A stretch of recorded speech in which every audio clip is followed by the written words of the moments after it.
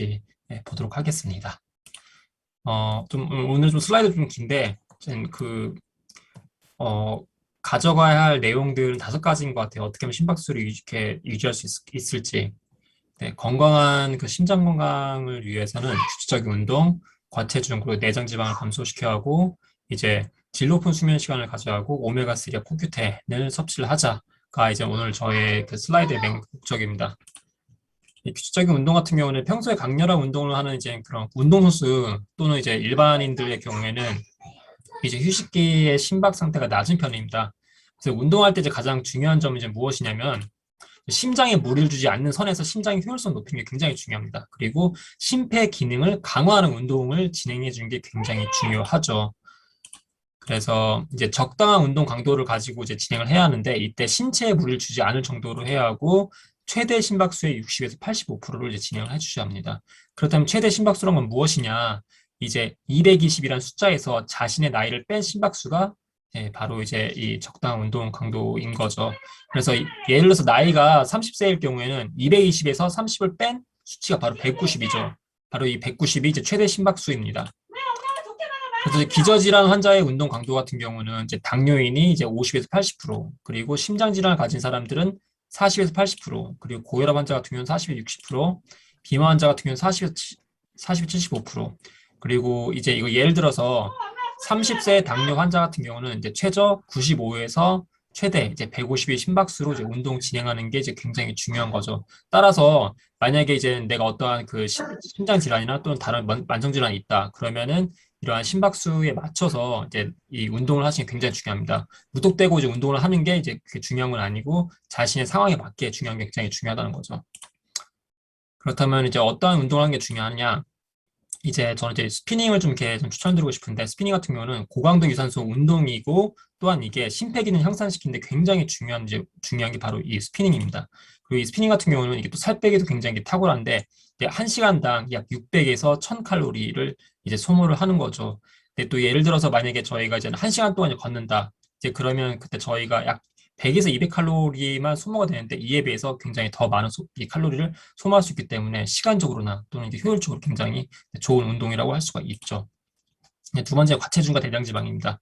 과체중 성인 대상으로 이제 진행한 연구 결과에 따라서는 내장 지방이 많은 사람들은 휴식 시 심박수가 굉장히 높습니다.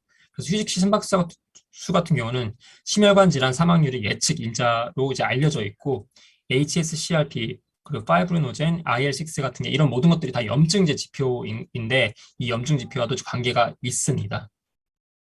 그럼 이제 과체중, 즉 이제 복부 지방이 있는 경우에는 대사증후군이 4.2배, 고혈압이 2배, 만성 콩팥병이 이제 1.5배, 이제 당뇨병이 2배, 골관절염이 1.6배, 심혈관 질환이 1.4배 이상 계속 높은 게 이제는 높기 때문에 이러한 리스크를 이제 지지 않으려면은 저희가 이제 뱃살을 빼야 한다는 거죠. 그래서 이 내장 지방 같은 경우는 만성 질환 위험과 높은 관계가 있습니다. 그리고 심박수와 관계성이 있기 때문에 내장 지방을 빼야 하는데 내장 지방 같은 경우는 내가 만약 예를 들어서 이렇게 외형적으로 보기에 마른 사람인데도 만약에 이 마른 사람이 뱃살만 볼록 나왔다. 그러면 그 사람도 이 내장 지방에 대한 리스크가 있기 때문에 꼭 굳이 외형적으로 보기에도 뚱뚱한 사람이지 않더라도 마른 사람도 내장 지방이 있으면 내장 지방 꼭 빼주셔야 한다는 게 굉장히 중요한 포인트입니다.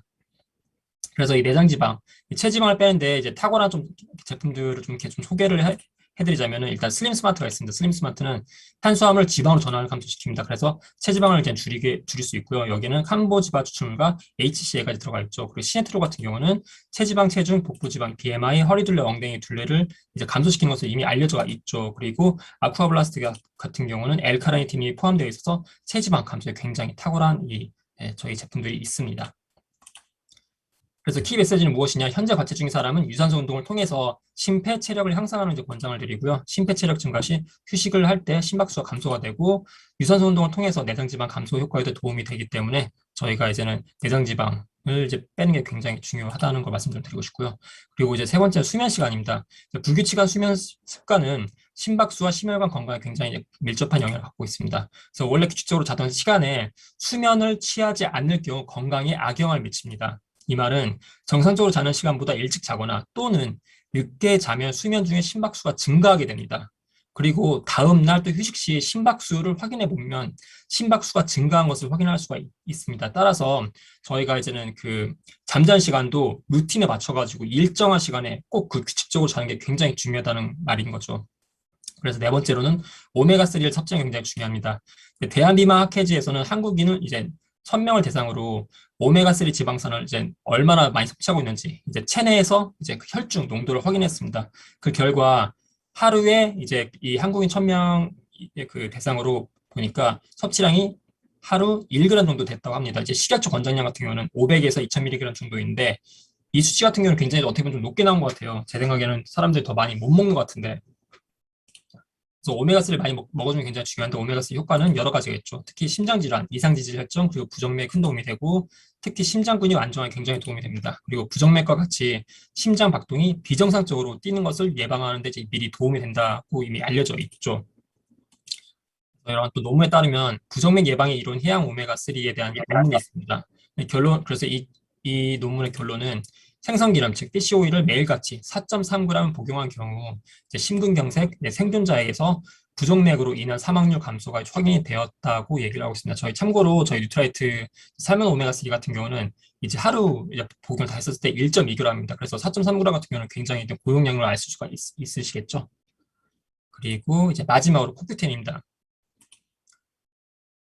논문에 따르면 신부정 환자 심방세동 발병률에 대한 코엔자임 Q10의 영향에 대한 이제 그런 제목을 가지고 이제 연구가 진행되어 있는데 심방세동과 이제 신부전의 발병 기전의 염증 그리고 산화 스트레스에 대한 영향에 대해서 연구를 했고 그리고 이 연구에 따르면 심방세동과 신부전 환자의 보조 치료제로 코엔자임 Q10이 이제는 어떻게 사용되어있는지 이게 얼마나 이 심장 질환에 효과가 있는지에 대한 연구가 진행되었습니다. 이 연구에 따르면은 심부정 환자의 보조 치료로서 코엔자임 Q10이 심방세동의 발병률 저하에 굉장히 도움이 된다라고 합니다. 따라서 심장질환이 있거나 또는 심장질환이 약간 좀 그런 기미가 보인다는 분들은 오메가3 Q10을 섭취하는 게 굉장히 좋겠죠. 네, 이상입니다.